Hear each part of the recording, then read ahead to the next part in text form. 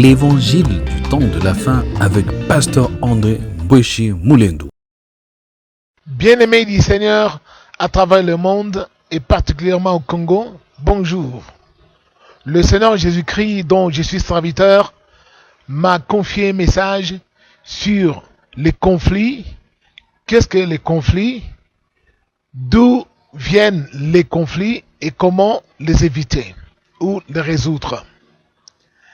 Mais avant d'aborder ce thème si particulier, je vous invite à faire avec moi une courte prière.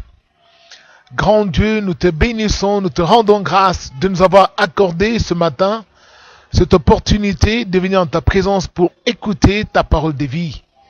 Donne-nous l'intelligence de comprendre ta volonté au travers de cette parole que tu as envoyée pour nous, pour que nous menions une vie paisible et nous sachions comment résoudre nos conflits.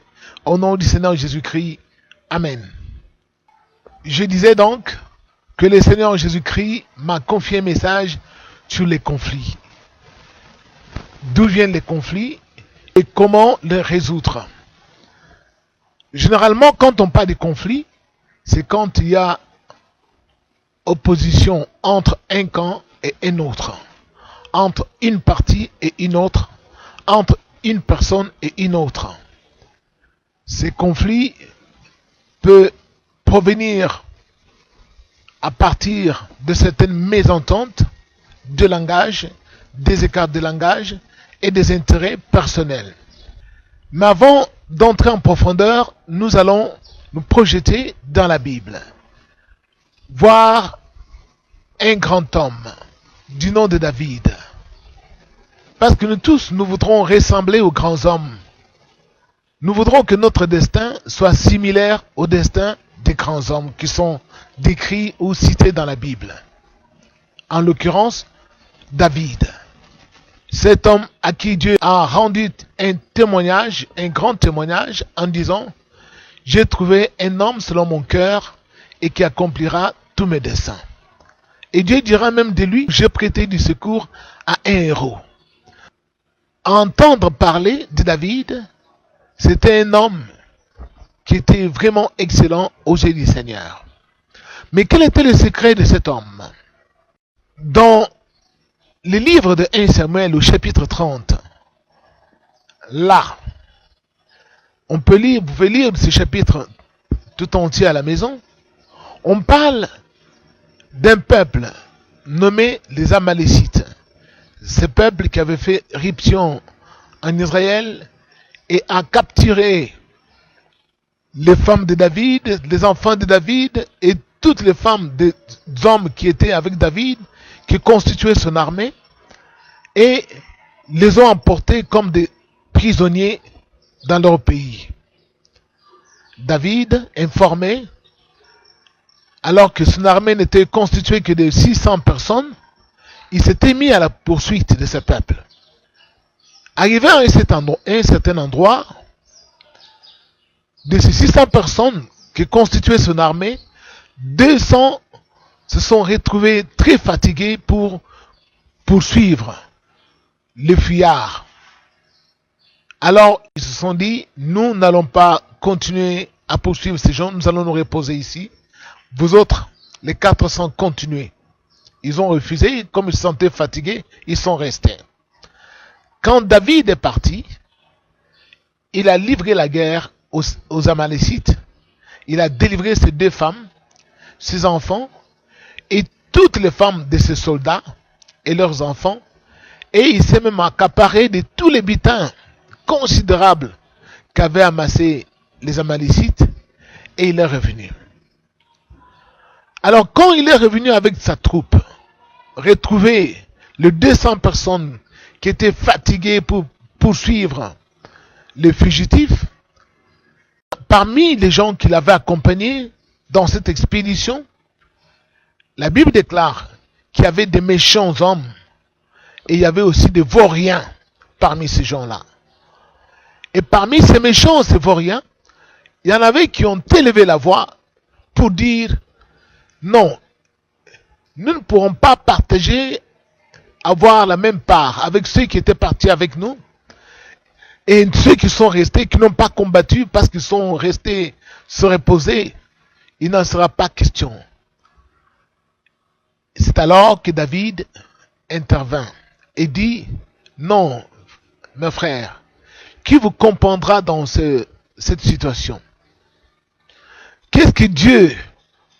Comment est-ce que Dieu pourra vous juger? Ce sont vos frères. La part sera la même pour ceux qui sont partis à la guerre et pour ceux qui sont restés.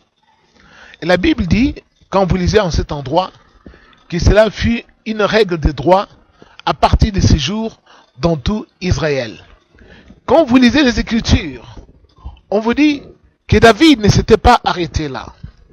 Au verset 27, on dit, il fit ainsi des envois à ceux de Bethel, à ceux de Ramoth, du Negev, à ceux de Yatir, à ceux d'Aroer, à ceux de Sifmoth, à ceux de Phthémoa. Et puis on dit à ceux d'Hébron, à tous les endroits que David et ses hommes avaient parcourus. Quel homme! Cet homme, voici son secret. Il savait partager tout ce que Dieu lui donnait avec tous ses hommes. Il a évité ainsi un conflit fratricide entre ses frères, entre ses amis, parce qu'il a su comment partager les butins que Dieu lui avait donné ou avait mis entre ses mains. Un bon chef, un grand homme, c'est celui qui sait partager les butins, les richesses que Dieu a mis à sa disposition avec tous les autres qu'il avait soutenus ou tous les autres qu'il avait accompagnés dans son ascension pour remporter des victoires. Lorsque nous oublions ceux qui nous ont soutenus, lorsque nous partageons mal les revenus que Dieu a mis à notre disposition, nous générons des conflits, nous générons des mécontentements, et même ça peut déboucher sur des guerres fratricides, des guerres meurtrières. Et que dire du Seigneur Jésus-Christ?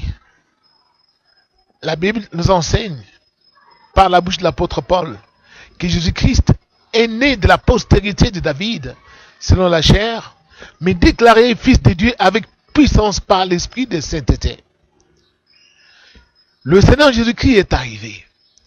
Dans Jean chapitre 6, là, on dit que alors qu'il était assis sur une montagne, il prêchait au peuple. Il vit que le peuple était nombreux, mais ils avaient faim, ils étaient restés auprès de lui durant 3 jours. C'est alors que le Seigneur posa la question à Philippe, où achèterons-nous des pains pour que ce peuple ait à manger? Mais la Bible dit qu'il disait cela pour l'éprouver, car il savait ce qu'il devait faire.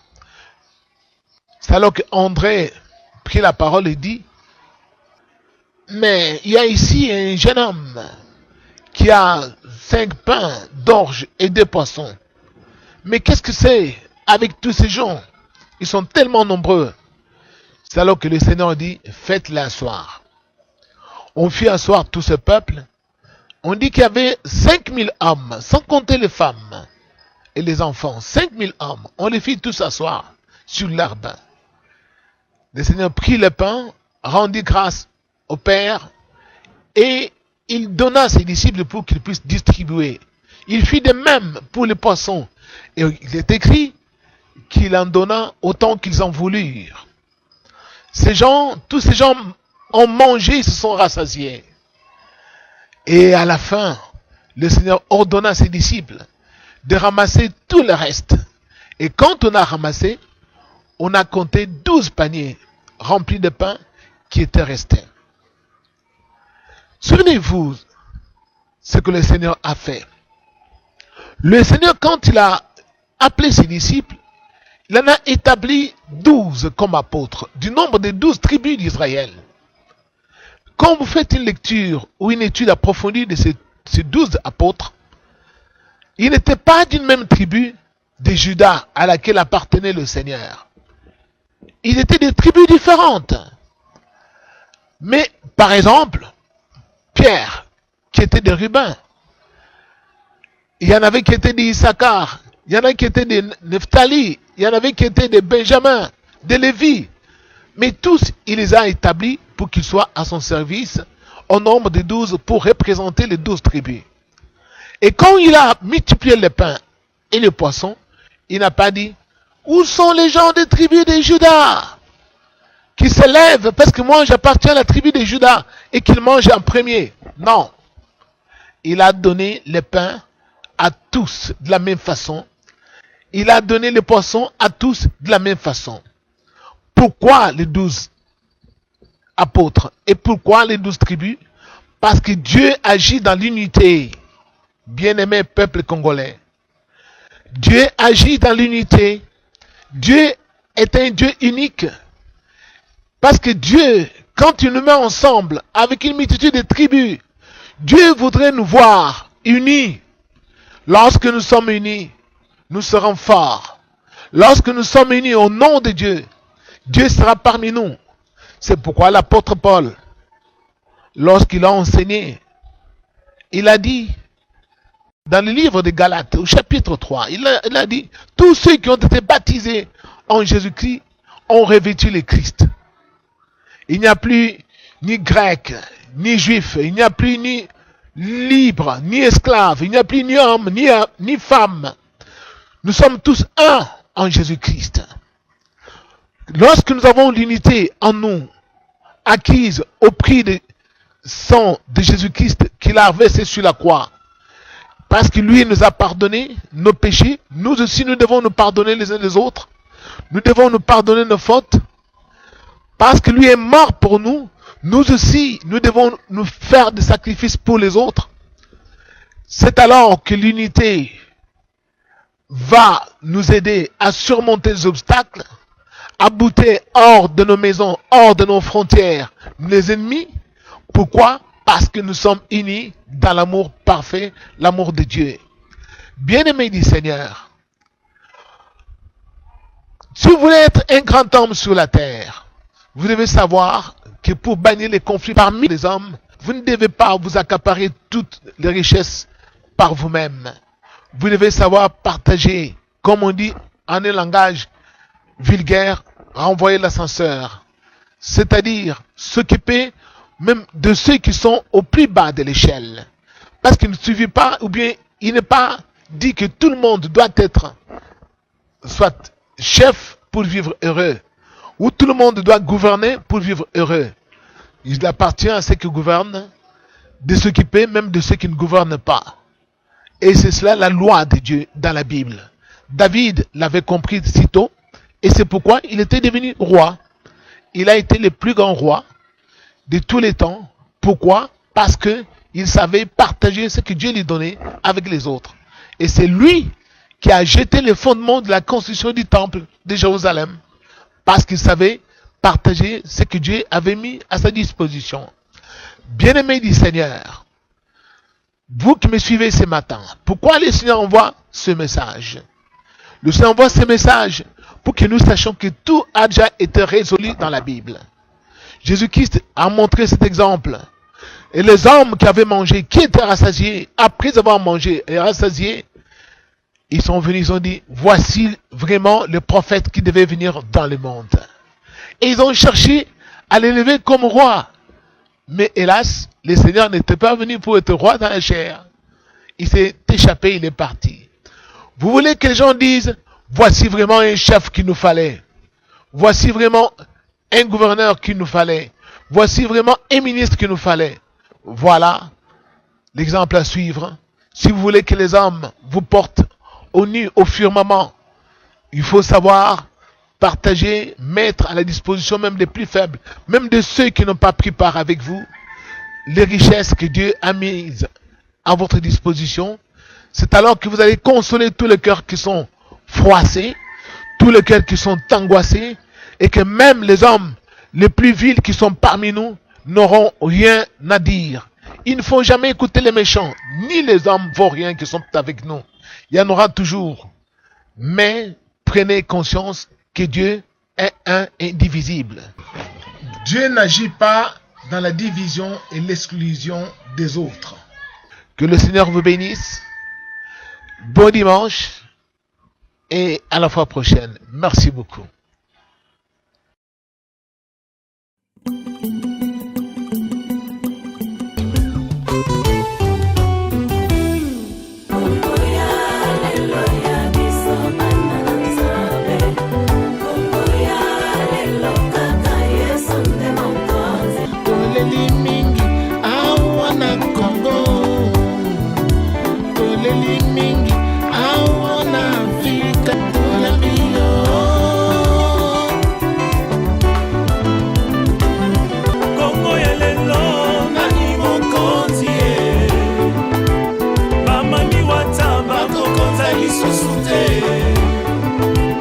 Bato soloka bakokonza lisusu te.